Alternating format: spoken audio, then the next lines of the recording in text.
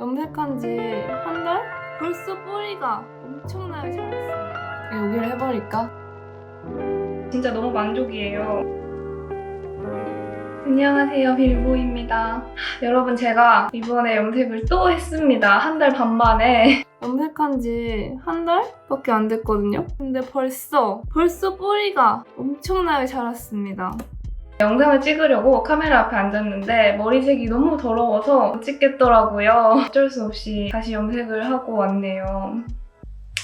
좀 제대로 된 샵을 찾아서 가려고 되게 검색을 많이 했는데 그 덕분인지 제 마음에 쏙 드는 샵을 찾아서 염색도 정말 만족스럽게 하고 왔어요. 그래서 이번 영상은 제 염색 후기랑 헤어샵 유목민 분들을 위한 헤어샵 고르는 팁, 염색 후 케어법까지 한번 소개를 해보도록 하겠습니다. 첫 번째는 염색하기 좋은 샵 고르는 팁인데요. 저는 이전에는 대부분 대형 프랜차이즈 헤어샵에서 염색을 주로 했었어요. 헤어에 대해서 잘 모르니까 펌은 뭔가 디자이너의 손을 많이 탈 것 같은데 염색은 염색약 바른 다음에 몇 분 있다가 그냥 씻어내면 되는 거 아닌가? 이런 생각을 했었거든요. 공부를 해보니까 이게 생각보다 되게 어렵고 섬세한 시술이더라고요. 타고난 제 모발의 컬러라던가 염색을 했었던 그런 히스토리 같은 것들을 고려해서 연모제를 써야지 만족스러운 결과를 얻을 수 있고 여러모로 디자이너의 섬세함이나 관심이 많이 요구되는 시술이더라고요. 그런데 대형 프랜차이즈 샵의 경우에는 가게가 크잖아요. 그럼 손님이 많겠죠? 손님이 많으면 여러 명의 고객을 케어하게 되는 경우도 생기고요. 한 명의 고객이 받는 관심의 양은 조금 더 줄어들 수밖에 없겠죠. 염색 같은 시술은 이런 곳에서 받기엔 좀 적합하지 않을 수도 있겠다라는 생각을 하게 되었고 소규모 헤어샵을 찾게 되었습니다. 1인 샵에 가기로 결정을 한 다음에는 어떤 샵을 갈지 검색을 막 해봤는데요. 3가지 기준을 정해놨었어요. 먼저 첫 번째 기준은 소규모 헤어샵일 것, 두 번째 기준이 우리 집 근처에 있어서 주기적으로 자주 방문할 수 있는 곳. 염색이라는 게 내가 이전에 했었던 컬러들을 좀 고려해서 시술이 들어가야 되는 거라서 한 곳을 정해놓고 가는 게 장기적으로 봤을 때 조금 더 좋겠다라는 생각이 들더라고요. 마지막 기준은 리뷰인데요. 리뷰의 양이 많은 곳이 아니고 저는 리뷰의 질을 좀 보고 결정을 했던 것 같아요. 리뷰의 수가 비교적 적더라도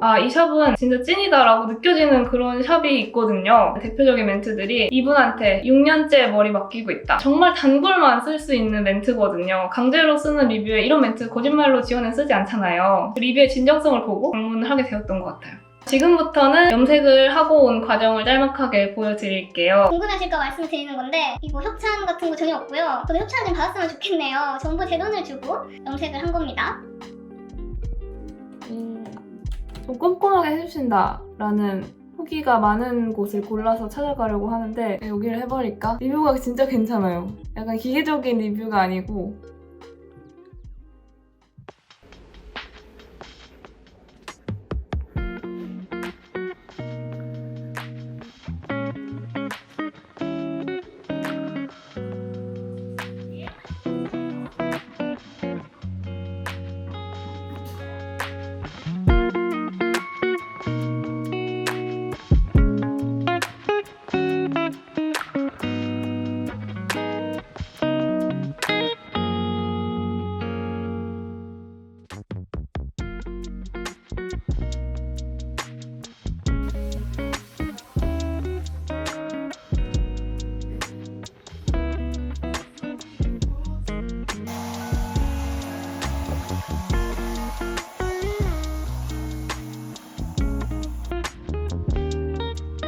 머리 끝 색깔이 완전 마음에 들어요.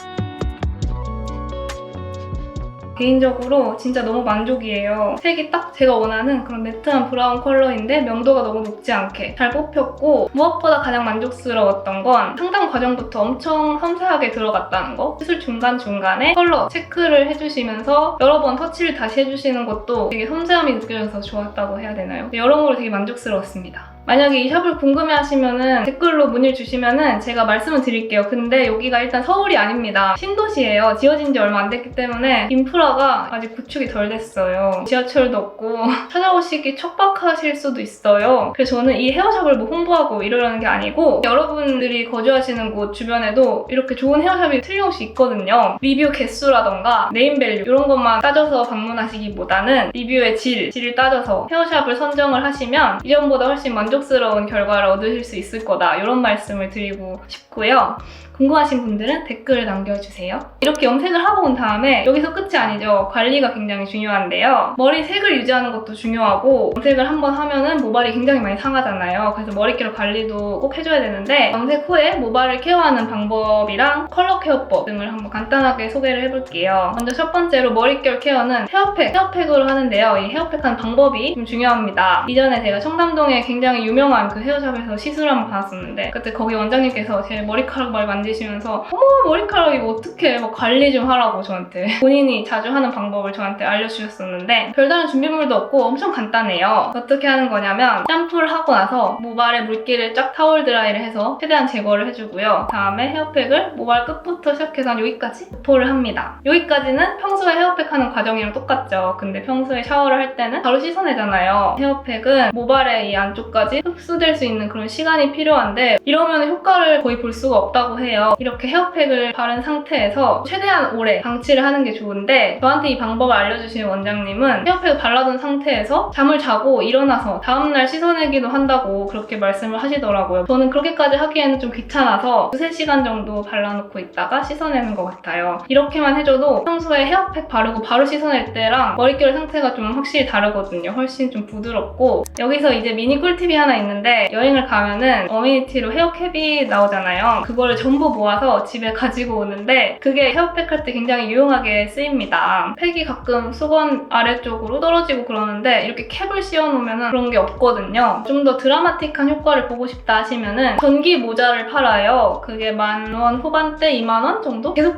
쓸 수 있다는 걸 생각하면 그렇게까지 부담스러운 가격은 아니거든요. 팩 바르고 그 전기 모자를 위에다 쓰면은 헤어팩의 유효 성분이 모발에 조금 더 잘 흡수된다고 합니다. 자, 다음 컬러 케어인데요. 저는 보색 샴푸로 색 유지를 하려고 노력을 하는 편이에요. 보색 샴푸는 어떠한 색소가 있는 샴푸이고 모발에 침투를 해서 컬러를 유지하는 데 도움을 주는 그런 제품이라고 보시면 되고요. 염색물이 빠지면서 노란빛이 도는 것을 예방을 할 수가 있다고 해서 보라색 보색 샴푸를 사용을 하고 있고 저는 헤어플러스라는 브랜드의 컬러본드 보색 샴푸를 많이 사용하는 것 같아요. 일주일에 한두 번 써주면 노란빛이 확실히 좀 덜 올라오더라고요. 그리고 세 번째는 좀 당연한 것들인데 자꾸 까먹게 되는 것들? 예를 들면은 고데기 사용 피하기. 이 모발에 직접적인 열을 엄청 강하게 가해주는 방식이잖아요. 이 헤어 컬러가 뜨거운 거에 굉장히 약하다고 하더라고요. 고데기로 머리를 하면은 정말 컬러가 쫙쫙 빠진다고 합니다. 그리고 머릿결에도 당연히 안 좋고요. 그래서 고데기 사용은 최대한 피하는 게 좋고 두 번째는 같은 맥락인데 엄청 뜨거운 물로 샤워하시는 분들 많으시잖아요. 근데 뜨거운 물로 머리를 감으면 또 염색물이 엄청 쫙쫙 빠져나간다네요. 컬러를 오래 유지하고 싶으시면 샴푸만이라도 좀 미지근한 물로 해주시면 좀 더 도움을 받을 수 있다고 하네요.